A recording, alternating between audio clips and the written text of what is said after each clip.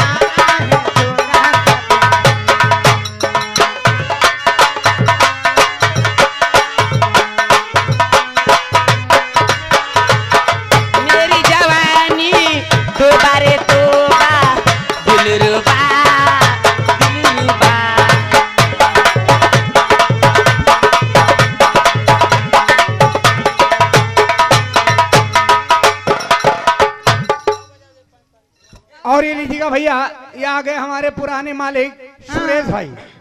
पुराने मालिक हमारे सुरेश भाई बहापुर के रहने वाले हैं। उन्होंने 10 रुपए का पुरस्कार भेजा है।